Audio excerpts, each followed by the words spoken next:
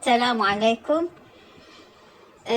عندنا اليوم أكلة صحية آسيوية أكثر ما هي عربية. عندنا الذرة بقشرتها وقشرناها وسلقناها بماء مملح إلى أن تنضج.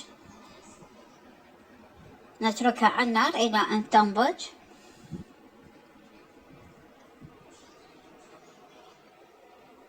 طبعا هاي الأكلة بدون دهون بدون بهارات، بس فقط الملح وقليل من الزيت.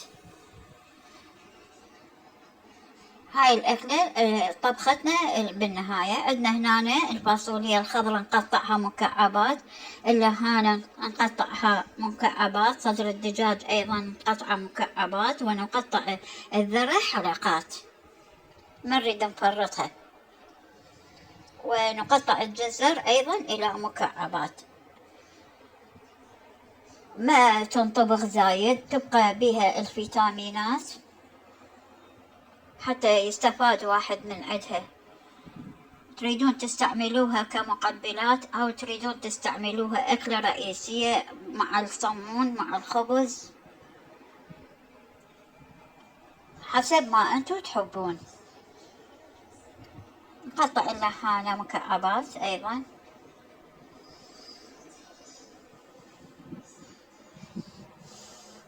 ألوانها حلوة وطعمها طيب. احنا مو كل الأكل نخلي له بهارات، ولا كل الأكل نضيف له أشياء، يعني لازم تبقى هاي لأن بيها فيتامينات كثيرة وفائدة بيها للجسم أكثر. حسب الحجم اللي تحبوه تقطعوه، حسب الحجم اللي انتو تحبوه. هنا راح نسلق الفاصولية سلقة خفيفة مع الجزر.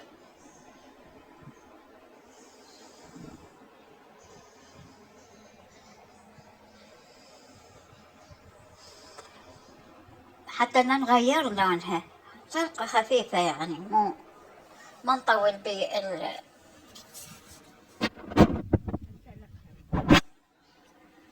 هنا هي سلقت، هسه اخذت لها سلقة. هسه الجزر ايضا ما نريده كلش يذبل. هنا راح نحمس الدجاج، صدر الدجاج ياخذ له حمسة.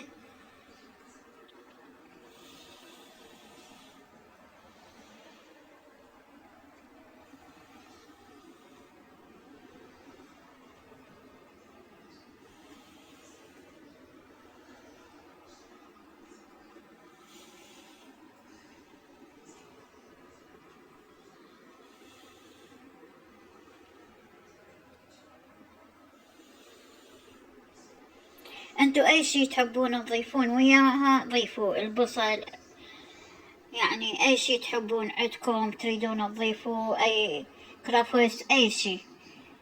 هنا راح نحمس ويا الذرة المقطعة واللي سلقناها.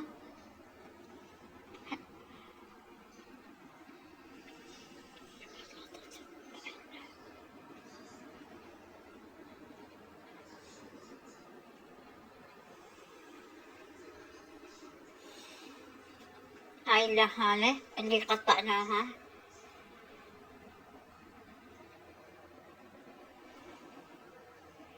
هم تاخذ حمسة بسيطة مع الذرة والدجاج.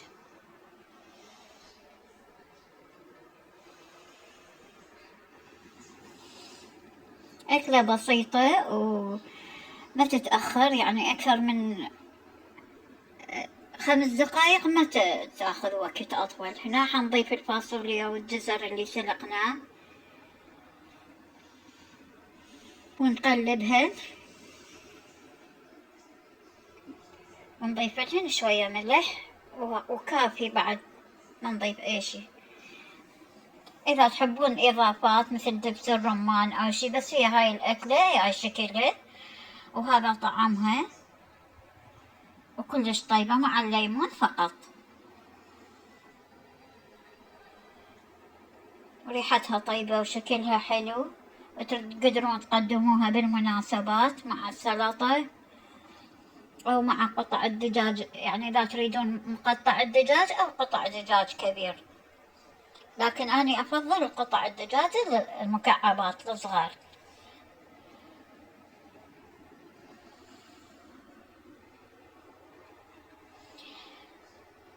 لاحظوا أن الألوان اللي استعملناها ما تغيرت، لأن ما خليناها على النار مدة طويلة، لم تفقد فيتاميناتها.